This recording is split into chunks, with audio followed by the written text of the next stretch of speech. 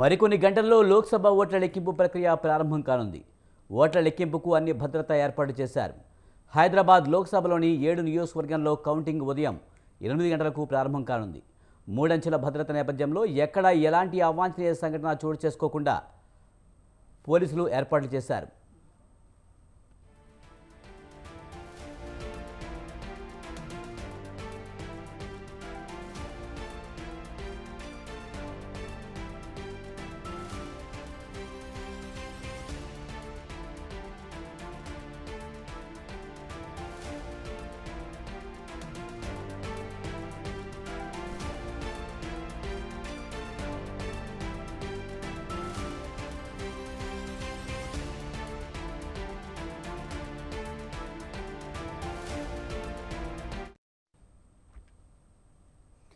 మరికొన్ని గంటల్లో లోక్సభ ఓట్ల లెక్కింపు ప్రక్రియ ప్రారంభం కానుంది.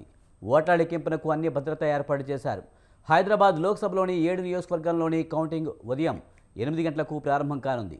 మూడంచెల భద్రత నేపథ్యంలో ఎక్కడా ఎలాంటి అవాంఛనీయ సంఘటన చోటు చేసుకోకుండా పోలీసులు ఏర్పాటు చేశారు. ఇక దీనిపై మరింత సమాచారాన్ని మా ప్రతినిధి పవన్ అందిస్తారు.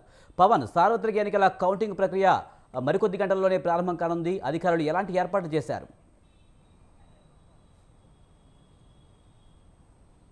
మరికొద్ది గంటల్లోనే లోక్సభ సంబంధించిన ఓట్ల లెక్కింపు ప్రక్రియ కూడా ప్రారంభం కానుంది. అయితే 17 సంబంధించిన లోక్సభ నియోజకవర్గాల్లో కూడా రేపు ఉదయం 8 గంటలకే దీనికి సంబంధించి ఓట్ల లెక్కింపు ప్రక్రియ కూడా ప్రారంభమైన నేపథ్యంలో మొదటగా పోస్టల్ సంబంధించిన ఓట్లను కూడా లెక్కిస్తారు. దాని తర్వాత మొత్తం ఈవీఎం సంబంధించిన ఓట్లను కూడా లెక్కిస్తారు. అయితే మొత్తానికి చూస్తే మాత్రము ప్రధానంగా ఇప్పుడు మనం హైదరాబాద్ నియోజకవర్గంలో ఉన్నాము. ఇటు సంబంధించి చూస్తే హైదరాబాద్ లోక్సభ నియోజకవర్గంలోని ఒక కార్వాన్ సంబంధించిన నియోజకవర్గంలోని ఒక ఓట్ల లెక్కింపు కూడా ఇక్కడ పాలిటెక్నిక్ సంబంధించిన కాలేజీలో కూడా ప్రారంభం కానుంది. మనము ప్రారంభించిన ఒక కౌంటింగ్ కేంద్రం వద్ద కూడా ఉన్నాము. అయితే మొత్తానికి చూస్తే మాత్రము ఇక్కడ మూడంచెల భద్రతా వలయాన్ని కూడా ఏర్పాటు చేశారు. పోలీసులు ఎప్పటికప్పుడు కూడా నిఘా పెట్టి ఇక్కడ ఎలాంటి అవాంఛనీయ సంఘటనలు చోటు చేసుకోకుండా కావాల్సిన కఠినమైన భద్రత కూడా ఏర్పాటు చేశారు.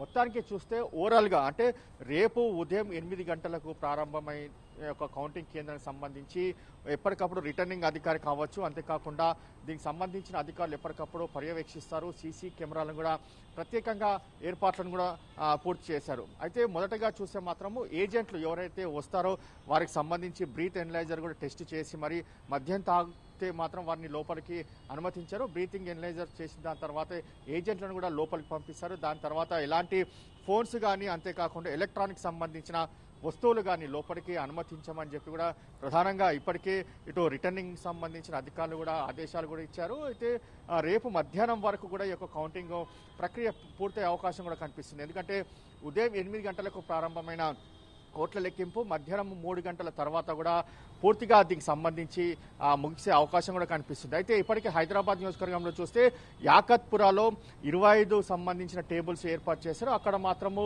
ఈ యొక్క కౌంటింగ్ లెక్కింపు కొంత ఆలస్యం అవుతుంది. చార్మినార్లో మాత్రం 15 టేబుల్స్ కూడా ఏర్పాటు చేశారు. ఇక్కడ మాత్రం మధ్యాహ్నం కల్లా ఈ యొక్క ఓట్ల లెక్కింపు ప్రారంభమై ఇక్కడ సంబంధించిన ఫలితాలు కూడా వెళ్ళొకి వచ్చే అవకాశం కూడా చాలా స్పష్టంగా కనిపిస్తుంది. మొత్తానికి చూస్తే ఓవరాల్గా అటు హైదరాబాద్ నియోజకవర్గంలో ప్రధానంగా చూస్తే గతంలో 44.84 యొక్క ఓటింగ్ శాతం కాగా ఈసారి మాత్రము 48.48% పోలయ్యాయి. అంటే దాదాపు దగ్గర 4% కంటే ఎక్కువ కూడా ఈసారి ఓట్లు పోలయ్యాయి. అయితే ప్రధానంగా ఇటు ఎంఐఎం బీజేపీ మధ్య పోటీ ఉంటుందని చెప్పి కూడా మనకు తెలుస్తుంది. ఎందుకంటే ఇటు ఒకవైపు బీజేపీ యొక్క అభ్యర్థి యొక్క మహదవిలతతో పాటు ఎంఐఎం సంబంధించిన అభ్యర్థి అసదుద్దీన్ ఓవైసీ కూడా ప్రధానంగా చాలా పోటీ కూడా ఉన్నారు. ఇద్దరి మధ్య యొక్క ప్రధానంగా పోటీ ఉండే అవకాశం కూడా కనిపిస్తుంది. మొత్తానికి చూస్తే ఓవరాల్గా చూస్తే మాత్రము ఆ యొక్క కౌంటింగ్ పూర్తయ్యే వరకు కూడా ఈ యొక్క భద్రత మాత్రం సంబంధించి ఎప్పటికప్పుడు సిపి హైదరాబాద్ సిపి ఇక్కడ ఆదేశాలు కూడా ఇస్తూ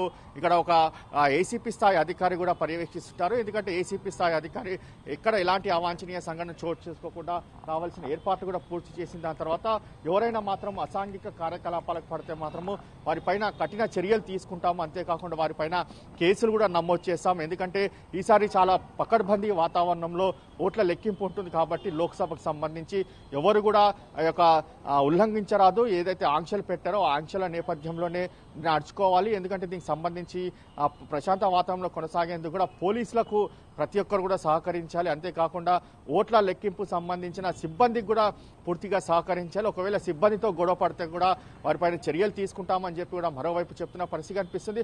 మొత్తానికి చూస్తే హైదరాబాద్ లోక్సభ సంబంధించిన స్థానాలు యొక్క పోటీ కూడా చాలా రసవత్తంగా కొనసాగిన నేపథ్యంలో ఈసారి మాత్రము ఓట్ల లెక్కింపు ప్రక్రియ మాత్రం గతంలో కంటే ఈసారి మరింత భద్రత ఏర్పాటు చేశామని చెప్పి మరోవైపు పోలీసులు కూడా చెప్తున్నారు. అంతేకాకుండా ఎన్నికల అధికారి జిహెచ్ఎంసీ కమిషనర్ రొనాల్డ్ రాస్ కూడా ఎప్పటికప్పుడు పూర్తిగా అన్ని యొక్క కౌంటింగ్ కేంద్రాలకు కూడా వెళ్లి పూర్తిగా భద్రత పర్యవేక్షిస్తున్నారు. ఎక్కడైనా ఈవీఎంలు మొరాయించినా అంటే లెక్కింపు సమయంలో ఈవీఎం సంబంధించిన మొరాయించినా కూడా కొంత ఆలస్యమయ్యే అవకాశం ఉంటుంది. ఎవరు కూడా దీనిపైన ఆందోళన చెందే అవకాశం కూడా వద్దు అనేది మాత్రం ప్రధానంగా చెప్తున్నారు. ఎందుకంటే ఈవీఎంలు సంబంధించిన విషయంలో కూడా కొంతమంది ఎక్స్పర్ట్స్ కూడా ఎప్పటికప్పుడు వారు అందుబాటులో ఉంచాము.